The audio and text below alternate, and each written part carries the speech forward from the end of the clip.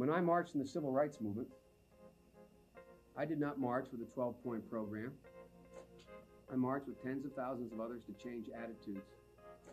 And we changed attitudes.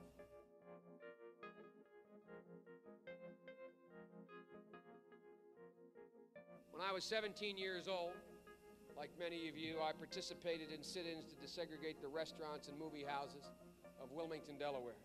I came out of the civil rights movement. I was one of those guys that sat in and marched and all that stuff.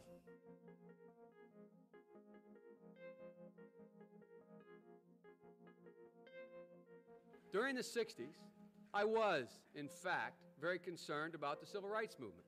I was not an activist. I worked at an all-black swimming pool in the east side of Wilmington, Delaware. I was involved in what they were thinking, what they were feeling. I was involved, but I was not out marching. I was not down in Selma. I was not anywhere else. I was a suburbanite kid who got a dose of exposure to what was happening to black Americans when I'm in my own city. It was hurtful to hear you talk about the reputations of two United States senators who built their reputations and career on the segregation of race in this country.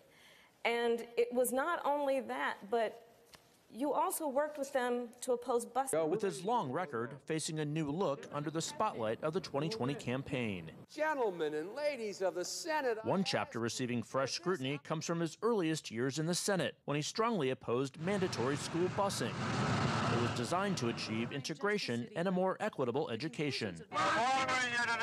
It was the mid-1970s. Biden favored desegregation, but not through busing. What's less known is how he followed the lead of some of the Senate's most fervent segregationists. In a series of never-before-published letters reviewed by CNN, the strength of Biden's opposition to busing comes into sharper focus. On March 25, 1977, Biden wrote, "My bill strikes at the heart of the injustice of court-ordered busing. It prohibits the federal courts from disrupting our educational system." Biden sought and received support from Mississippi Senator James Eastland, the Democratic chairman of the Judiciary Committee and a leading symbol of Southern resistance to desegregation. He frequently spoke of blacks as, quote, an inferior race.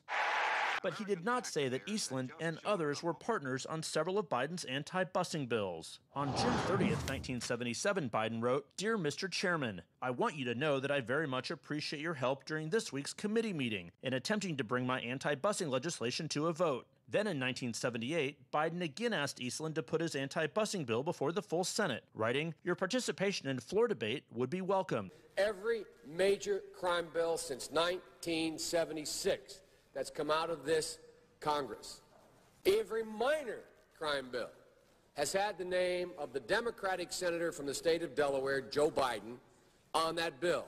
And the consensus is, A, we must take back the streets. It doesn't matter whether or not the person that is accosting your son or daughter or my son or daughter, my wife, your husband, my mother, your parents.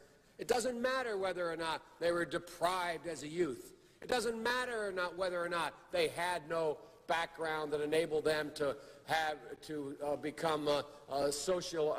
become socialized into the fabric of society. It doesn't matter whether or not they're the victims of society. The end result is they're about to knock my mother on the head with a lead pipe, shoot my sister, beat up my wife, take on my sons. So I don't want to ask, what made them do this? They must be taken off the street.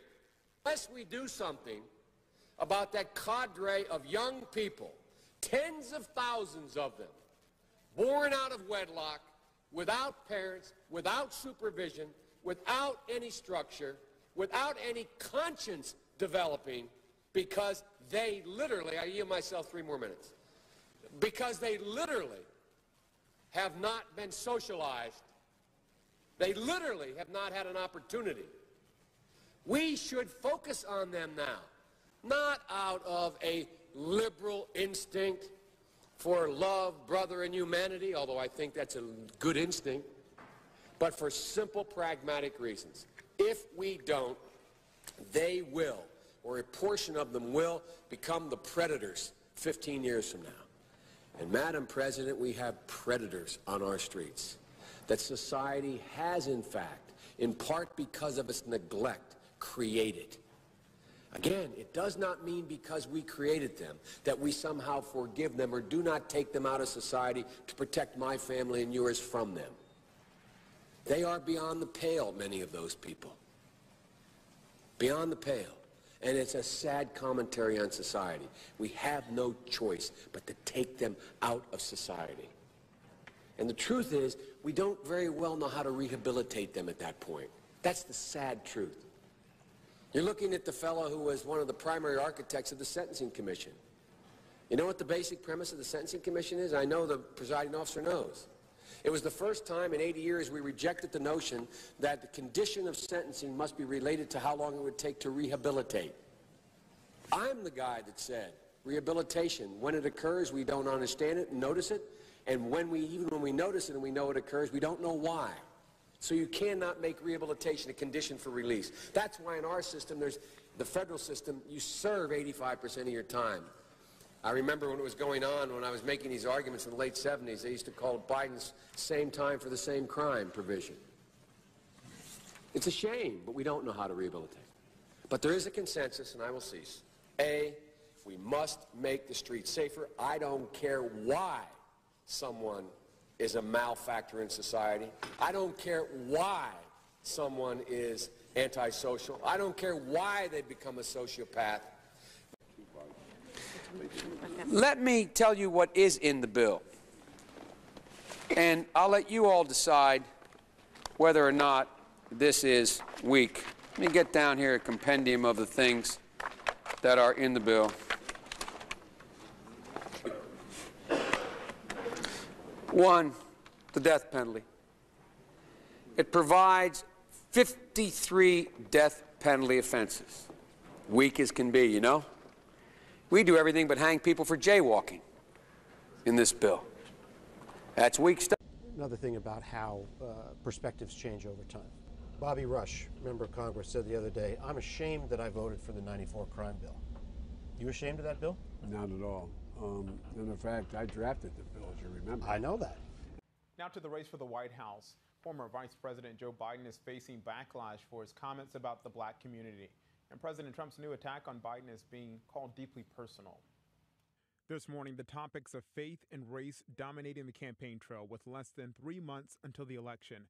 Presumptive Democratic presidential nominee Joe Biden is clarifying his Thursday comments when he seemed to suggest the black community lacks diversity of thought. What you all know, but most people don't know, unlike the African-American community, with notable exceptions, the Latino community is an incredibly diverse community with incredibly different attitudes about different things. The first sort of mainstream African-American who was articulate and bright and clean and nice-looking guy. I mean, it's a long way until November. We got more questions. You got more questions, but I tell you, if you have a problem figuring out whether you're for me or Trump, and you ain't black. It don't have nothing to do with Trump. It has to do with the fact I want something for my community. America is a nation that can be defined in a single word. I was going to put him. I was going to put him.